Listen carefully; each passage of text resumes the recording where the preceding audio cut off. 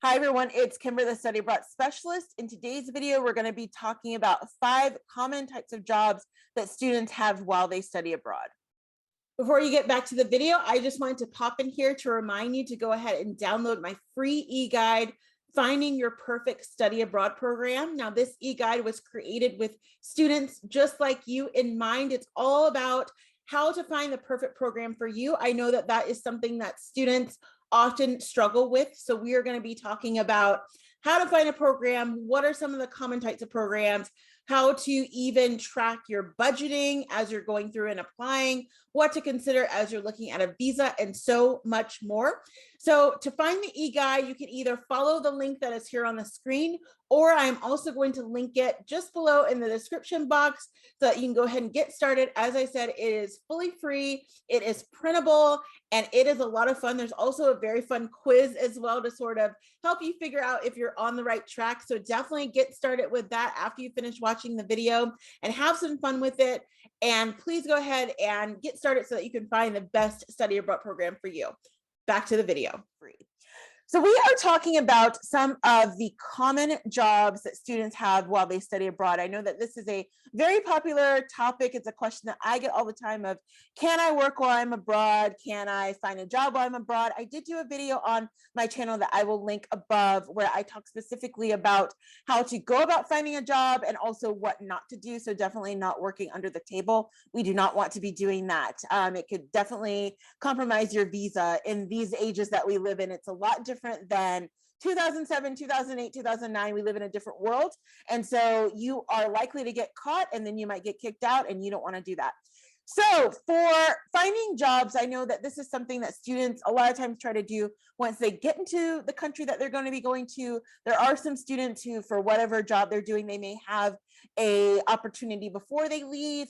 But I will just say right off the bat that when you are thinking about trying to find a job for study abroad, the first thing that you want to take into account is going to be your visa status. Most likely, unless you have a different type of visa, you're going to be on a student visa. Every student visa is different for every country, but there's usually a limit on how much you can work. And the average limit on that is going to be 20 to 25 hours. So basically part-time. The reason for that is that you are in school. Your primary reason for being in the foreign country is to go to school. However, most countries recognize that a lot of students either want to or have to be able to make some money while they're there. So they do give you the opportunity to work part-time.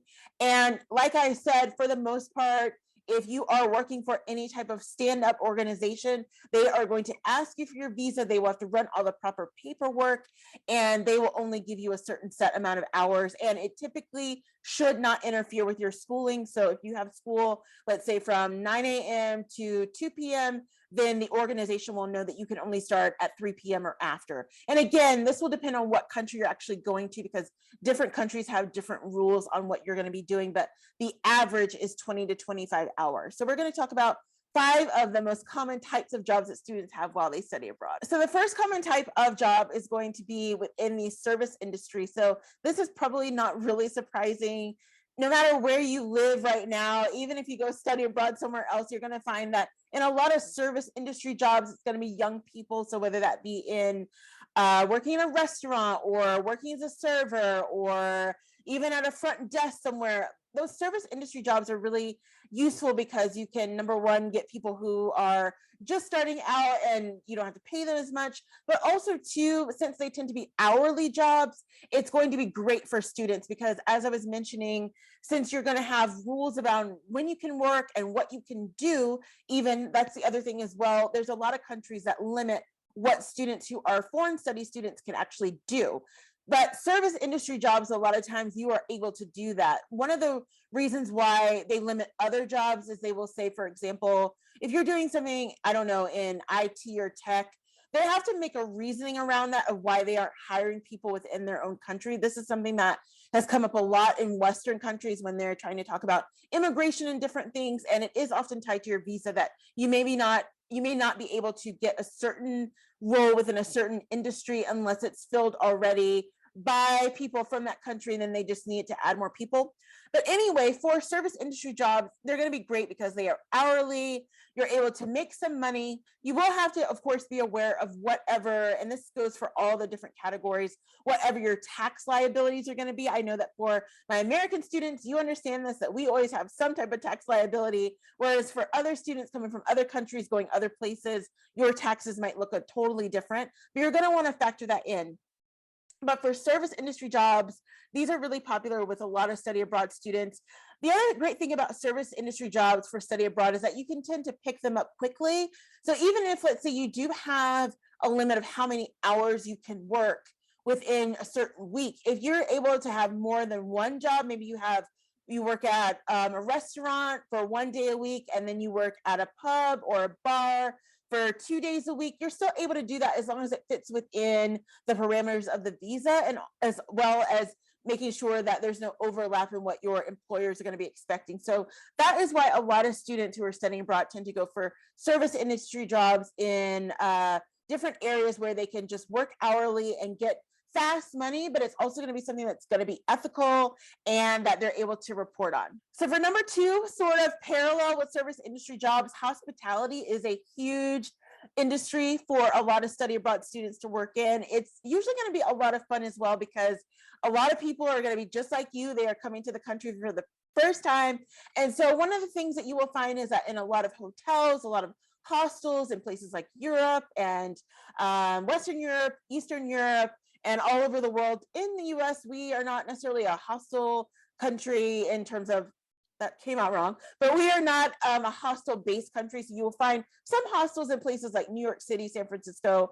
But for us, we tend to have much more of the Airbnb lifestyle. That's much more what you're going to find. And in terms of students traveling, a lot of students will stay in Airbnb or hotels. But in a lot of parts of Europe and other parts of the world, hostels are the big thing. And of course, they have come so far. I personally never stayed in a hostel. If you have watched my channel, that's probably not shocking to you. There's nothing against them, but that's just not my vibe. But I do know that back in 2007, 2008, when I would hear friends and other people traveling, they'd be like, oh my goodness, hostels are horrible. But I know that now there's been such a change, and they've tried to make them like low budget hotels, and there's been a lot more security put in place. So now hostels are just as fun as a lot of other places. So definitely check them out because they're very affordable. But kind of getting back on topic here, in terms of what students do to work, a lot of them do manage the front desk at hostels or hotels. They will be able to help out, maybe doing things like housekeeping in hotels or other areas. It could even be like for offices, different things like that, serving as the front desk person at the office, maybe in the afternoons or in the mornings, depending on when you have to go to school. So these are things, again, that you would likely do when you were back home on your home campus if you needed a job, but it is a way to be able to make some extra money within the country that you're in. That's not going to be too stressful. Again, doing things like retail or doing other type of service industry jobs can be very stressful. Whereas if you are managing a desk, or even if you're working in a hotel front desk, that has a certain level of stress because you do have to interact with the public, and you get, of course, crazy people and people doing different things, but it's a different level than people working in places like retail, where people just feel like they can just treat you like absolute garbage and you don't really have any recourse for that. So I would just say that if you are interested in hospitality, maybe even particularly if you are studying hospitality, or if it's something that you feel like you might be good at, if you have those sort of core person-to-person skills, that might be good for you. Whereas with service industry, you know that it's a lot more of a mass scale. People are in and out all the time of these different places. And so that may not work as good for you, but whatever you choose to do, I would just say that just make sure, again, that you are aware of the tax liability, and also too, that you're going to be sticking to the set hours that they're going to have for you. But hospitality is definitely a good industry for study abroad students to get involved with while they're away. So number 3 is a fun one, and it is something that can be done typically from the comfort of your home, although I know a lot of times you will also want to meet people in person, but this is teaching a language. So I know that in particular, teaching English is very popular for a lot of study abroad students, but this could be any language. This is going to be fast money for you because people are always interested in learning new languages. So you could use a platform like Preply, or you could set up your own website and use something like Zoom once you start finding people. There are also a lot of services out there that will connect you to be able to start teaching English or start teaching Spanish or start teaching German, whatever it is. But that's going to be really helpful. And a lot of foreign language teachers, they make good money. They could make up to, let's say, 18 to 19 US dollars every single hour that they're teaching. And so if you think about it, if you have maybe 5 or 6 students that you were working with each week in between your studies, you can make some pretty good money. And like I said, it's a little bit of a more flexible job than doing something in the service industry or hospitality, because a lot of times you can do it online now from the privacy of your own home, your own dorm. Or if you have a set of students that you want to meet every week at a coffee shop or wherever, it doesn't really matter, but you get to be a little bit more in control of your own hours. And so I know that this is something that a lot of you students out there, particularly for Gen Zers, you want that flexibility. You want to be able to have things where you can make money when you have time, but also be able to turn it off when you're not able to do it. And so I would highly recommend looking into teaching a foreign language. Of course, I shouldn't have to point this out, but I should. If you are not fluent in whatever language you want to teach, please don't teach it. You would be surprised. I hear some stories out there. It's like, I know that just because you learned Spanish in school and you feel like, okay, I am at a level 2 that you can teach people, maybe you don't do that. That's not fair to the person. We always want people teaching languages that they are actually fluent in. So just make sure that you stick to that rule of thumb. But otherwise, I would say go for it. Is a great way to make some money, also be able to set your own hours, and also to be able to connect with a lot of other people. So definitely consider teaching as a foreign language teacher when you're studying abroad to make some extra money. For number 4, this is very common. I would say that it was common before 2020, but I think now in the era that we live in, it's even more common. So doing freelancing and writing jobs, this is sort of an underrated one for a lot of study abroad students, because again, it is a great way to make some good money from the privacy of your own home or your own dorm or wherever you're going to be. Even if you like to go to a coffee shop and write, you can do this. And there's so many opportunities in so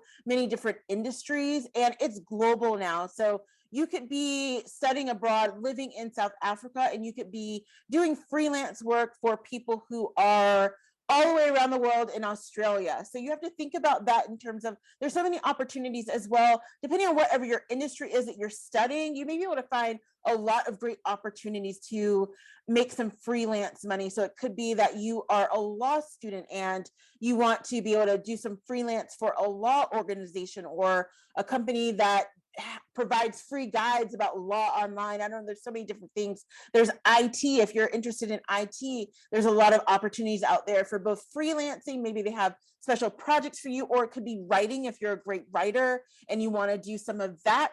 Lots of opportunities out there for students. And I would say that one of the ways that a lot of students will find these gigs are through their student job boards that are at the schools that they're going to be going to. So the schools you're going to be studying abroad, or of course, no place better than online. I think the only part about online though is that there's so many people that are exposed to what is out there. Whereas a lot of times, if you are just within your department at the school where you're studying abroad and you're saying, hey, I'm looking around for a job, you may be able to find something a lot easier that way than just kind of applying for something generically online. And the reason for that is particularly if you are a foreign student, even though you are in the country actively at the moment, but the company is going to want to know, do we have to sponsor anything? How are you going to get paid? And there are some organizations that would just prefer to just hire people who are not foreign students, because there's a lot more paperwork and red tape that has to go into that.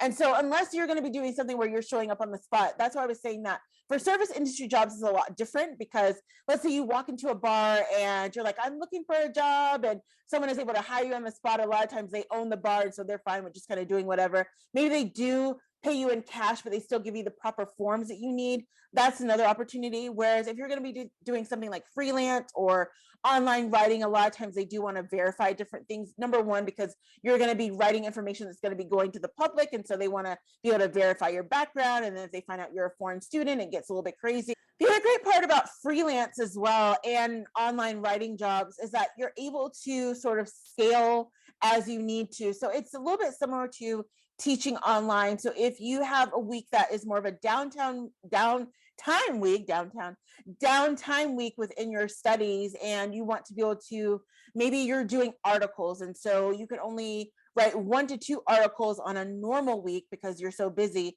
but then on your down week where there's not as much craziness, you can get 5, 6, 7 articles pumped out. A lot of times that's going to be a great way, again, to just pull in some extra money for you. And with the freelancing, it could depend. Sometimes you'll get paid monthly, sometimes it's on a weekly. It depends on the organization, of course, but it is a great way to make some extra money. And a lot of students tend to turn to that when they're studying abroad, because again, you can do it from home, you can do it anytime. So if you are night owl and you're up after studying, you're like, I want to do some freelance work right now, you can definitely do that. So you're not as tied to something compared to if you were doing service industry work or hospitality work. So definitely consider that as well. So number five is a bit tricky because everything about number 5 is not paid. And I have very strong opinions on this. I feel that there is value in working for free. And I know that that is a very privileged statement. And I know that I was very fortunate and very privileged in a lot of ways to be able to spend so many years working for free. And that is doing internships. And I know that a lot of students don't have the ability to do that. So I'm not trying to make fun or cast judgment or anything, but I will just say that for me, I believe that not all, because not all of my internships were for free, but most of them were. And I would just say that there is value in learning how to be productive, be able to work efficiently when you have nothing on the line besides school credit, which a lot of people don't even really care about. There's a different set of skills that you have to be able to pull from. There's a different set of skills and patience that you're going to need, because again, you realize that while you're not actually getting any money in your hands, you are getting valuable experience, great connections, you're getting the opportunity to be able to learn if this is what you do or do not want to do. And also as well, you just get an opportunity to build your resume. So while you're not getting paid for it in most cases, a lot of times at least, that if you are able to look at the value that is sort of understated within the sweat equity, that is a lot more valuable in a lot of ways. But again, I say this as someone who was able to do that. And I know for a lot of people who are not able to do that, it can be very stressful when you're trying to look for internships. And so internships are definitely, I could have put it number 1, but I was trying to think more about what people do to get paid. And then I want to sort of bring it down to what you do to maybe just work for free. There are some internships that are paid. And I know that in certain countries, they are required to pay. And in certain countries, they're not required to pay. And even again, within certain industries around the world will pay you, certain will not. And I like people to get internships no matter what they're doing. But I will just say that for a lot of cases, they are not going to be paid. And so while it doesn't directly tie into you being able to make extra money, this is something that a lot of students go abroad for specifically. They go abroad to take foreign internships. And in other videos, I've talked about the value of that, of being able to have that on your resume, being able to tap into a foreign work market that you wouldn't have had exposure to before. To number 1, like I was saying previously, just make sure that this is actually what you're interested in. Maybe you thought that you were interested in becoming a chemist, and then you did an internship at a biology firm, and you're like, actually, I want to be a biologist. That if you are doing that, more power to you. I am very impressed. Whatever it is, it doesn't matter though. Internships have their own place and time. And like I was saying, I know that they can be controversial because they, in a lot of ways, unless you're doing a local internship. Now, with local internships, it's different because obviously you're local. But for a lot of students who want to go away and do summer internships, or of course, if you're going abroad to do an internship, it costs money to be able to do that.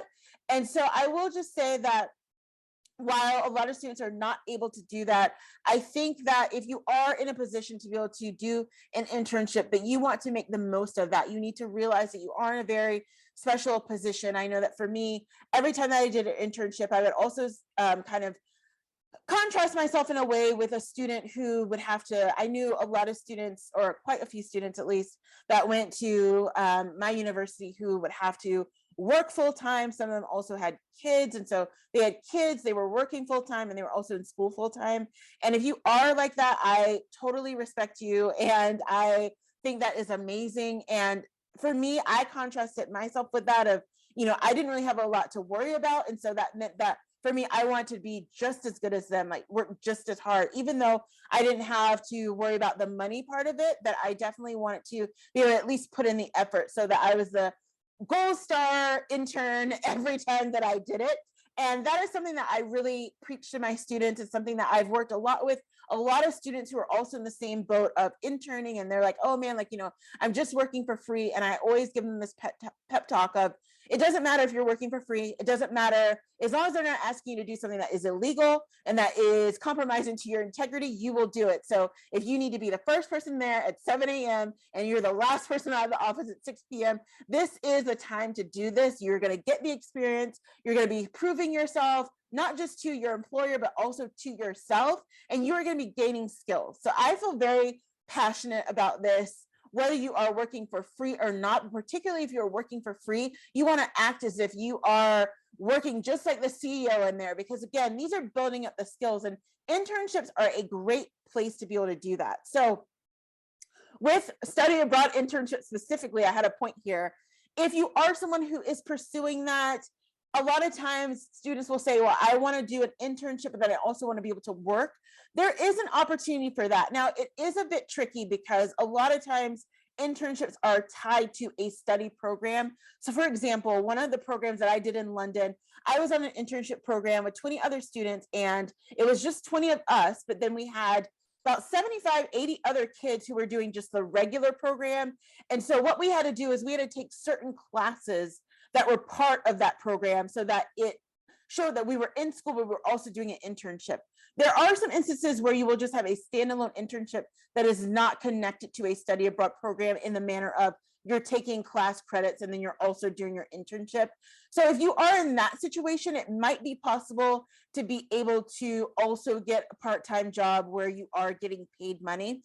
The only problem about that, though, is that even if you are in a standalone internship for some reason, a lot of the times you were issued a visa that was based solely on that particular role. So maybe you're doing an internship in a newsroom like I did, or you're working in a magazine or something like that. And the company has the ability to work closely with the consulate and be able to issue, to help you get the visa for the particular role that you're doing. And so they may have it where you're working 40 hours a week this particular time, and you can just stay within that parameter. It's going to be a lot harder to get a job on the side where it's going to be compromising what you've agreed to in your visa. So you'll want to keep that in mind. The only way that that might work again is maybe you are doing something where you are again in school, so you have a school component, and then you have an internship component, maybe where you go a couple of days a week, and then on the days when you're not either in school or not at the internship, you can get a part-time job. So there are lots of different configurations, but I think that when it comes to internships, if you are a student who is interested in supplementing your income and being able to sort of at least find a way to make some money, that you'll want to just keep in mind that it may not be possible depending on the visa that you have for the internship. So you'll just want to factor that out more before you get started. You don't want to get overseas and then get surprised about, oh my goodness, I can't work. And of course, like I've said, people are going to do what they want to do, but you want to stay away from working under the table as much as possible. We live in a very different world than we did in 2008, 2007, 2006, when people could do that. And countries are a lot more apt now to kick people out anyway. And so if you're going to be working under the table and you get caught, you could be in a lot more trouble than it was worth just making money under the table. So that is my last spiel about that. But I did just want to point out that for internships specifically, look for paid internships. There are some paid internships out there, but a lot of times they're not going to be paid, but the amount of experience that you get is often just as valuable as the money you would make. So consider that as the fifth option for working while you're abroad. Okay, and so I know that this was a lot of information. I know that particularly for the service and hospitality, sometimes those get interchanged. I always like to think of service industries as fast food, restaurant, retail. Hospitality, again, is more like, I think, hotel, or if you're at a resort or a hostel or something like that. But with those are going to be two of the easiest ways to sort of quickly pick up a job, like once you get into town. Whereas with the freelance or teaching a language or even the internship, a lot of times those are established before you even arrive. So definitely look at a lot of options out there, whether you're going to be looking online or you're going to be connecting through your school. There's so many opportunities to be able to make some extra cash. Also, as well, this ties into the video that I did about budgeting. You want to make sure that you are accurately budgeting whatever you're doing so you know how much money you're going to need to be able to not just make while you're trying to work part-time, but also that you can make sure that you're saving or that you're using and that you're having a wise conversation with yourself about money, because study abroad is very expensive. It can take a lot out of your bank account. And so you want to make sure that you are being wise with your money while you are away. If you have not subscribed, please hit the subscribe button. I release videos every single Friday and sometimes on Wednesdays and Thursdays as well. Also, too, please share this video if you have a friend or friends who are planning to study abroad soon and they might be looking for study abroad jobs. Definitely share this video with them. I would love to have them see it. And also as well, let me know below, are you starting to look for jobs while you study abroad? Maybe you recently studied abroad and you're going to study abroad again. What job did you do while you were there? I would love to hear that. It's always helpful for people to be able to hear other people and what they're doing. So definitely share that information below. Thanks so much for watching this video, and I will see you on the next one.